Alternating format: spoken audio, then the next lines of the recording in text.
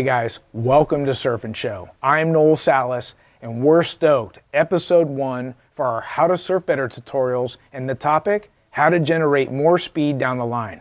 This is going to be fun. Sit back, get your favorite drink, enjoy the show. Now each tutorial will have multiple episodes in a series. And we really believe that our content is best suited for that lower end, intermediate, all the way to expert level surfers. And the deeper you go in the series, the more advanced it will get. So we're watching episode 1 now. Episode 2 is already done, and you can watch it next by clicking on the Surf and Show Patreon page link that I put down below in the YouTube comment field. Okay, enough about that. Let's get started. I want you to pick your favorite surfer that you want to study. Obviously, they're going to have beautiful style from your perspective, excellent technique, and most importantly, you can type their name in YouTube and pull up a lot of good footage of them surfing different places. It's a proven fact that what you study, what you look at over and over and over again, your body will begin to mimic what it is that you're studying. Now, some of you guys say there are similarities in my own style that looks like Kelly's. Now, I've been studying Kelly for over 30 years, so I kind of laugh that when you guys say that, I know where it comes from. It's from watching him surf over and over and over again. Now, if you're going to pick a surfer, I suggest if you're a regular foot, you pick a regular footer. If you're a goofy, likewise, pick a goofy footer, because what we're going to do is we're going to look at a couple waves in each episode, and then we're going to study, pick apart a couple things, and then you're going to study your favorite surfer with purpose.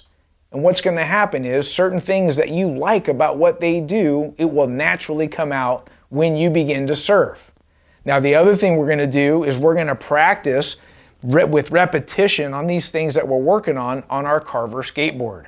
So without further ado, let's look at a couple waves and find out what we're working on in this episode. As I pop to my feet, I set that inside rail line and I begin to pump down the line, but look how high I stay on the wave.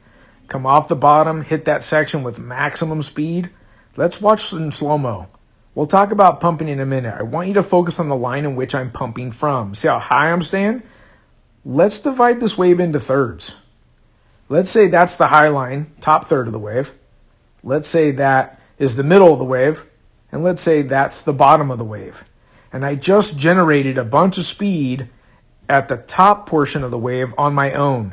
Now I want to do my maneuver. Consider this. How much wave face do I have to go down to increase speed on what I already generated? Remember, my next move is coming off the bottom and then up to the top to hit that section.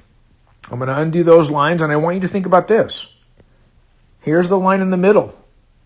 I believe most intermediate, even advanced level surfers generate speed from the middle of the wave, and if you're generating from the middle of the wave, you only have this much wave face to come down.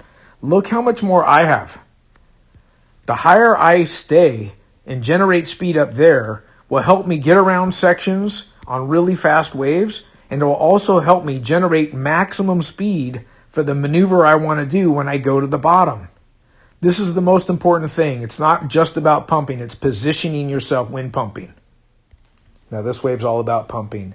It's about generating speed. It's about extending and compressing at the right times to maximize speed to do the maneuvers we want to do. So this isn't about the turn. This is about generating speed.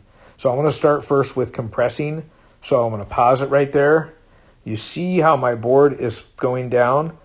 And I want you to see my body. It's compressing down into my board. My left shoulder and my left knee are close together. I'm in a great athletic position.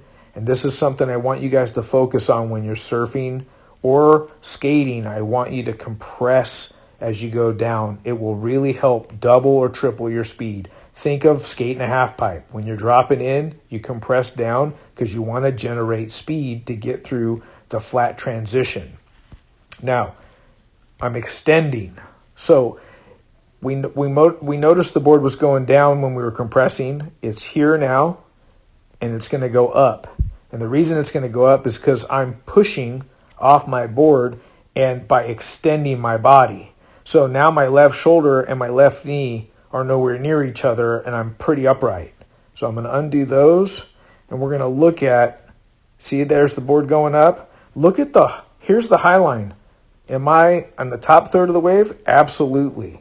So let's undo that because I want to take one more pump to go down. There's the compressing I'm talking about. You see how close my left shoulder and my left knee are? You see the board's going down. I want to get around this section to hit the turn that I'm looking to hit.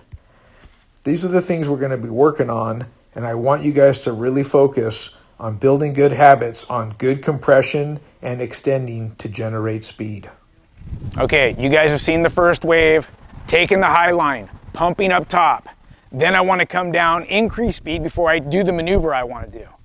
Now if you look, I'm on a relatively flat street. It has a slight grade, maybe 5% downhill coming towards the camera. But since I don't have a bank or a wave to skate on, I talked about setting that inside rail and then compressing and extending while pumping. And that's what we want to go into next. Since we're on a relatively flat street, the way I have to generate speed is going side to side, rail to rail. Now, if you think about surfing a really flat wave, you can generate good speed going rail to rail. But what I'd like to get in your mind is compressing and extending the body while you go from rail to rail. Let me show you what side to side looks like first. Okay, now I'm going to go rail to rail a little harder with my hips just twisting my body. You hear the wheels gripping the ground as it's like the water grabbing your rails. You can push hard and generate lots of speed that way. Okay, now I've just demonstrated gaining speed going rail to rail. And where would you use something like that? Think of Huntington Beach, a real flat section. You have the option of going rail to rail and you'll see that. And that keeps the board moving real nice and gaining speed. Or you can hop, and think about hopping. As you hop, you're doing this, you're more on that inside rail and your body's compressing and extending, right? And then all of a sudden it starts to pick up and you're right in that same motion again. Instead of going side to side, then you have to change side to side and push off the inside rail and start this motion again. Now we're gonna look at compressing and extending, and we're gonna marry the two together because that's gonna be everything moving forward in our lessons. Okay, as we get going here, you're gonna see I'm compressing, extending, compressing, extending. Look at the movement of my body going up and down, and I'm still going rail to rail. So I have rail to rail speed, and now I can use my whole body to generate more. Okay, so we talked about rail to rail, and then we took it a step further and we added compressing and extending when we go rail to rail. And when you do that right on your carver, over and over and over again, and you get deeper into your compressing and extending, you're gonna get this leg burn, which is very similar to surfing. A really long wave, surfing down the line, you're compressing, extending, you're really pushing, those legs are gonna burn. So it's very similar to surfing.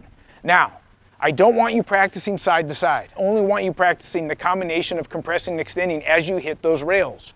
Now, how often should you be doing this? At least 4 to 5 days a week on your carver.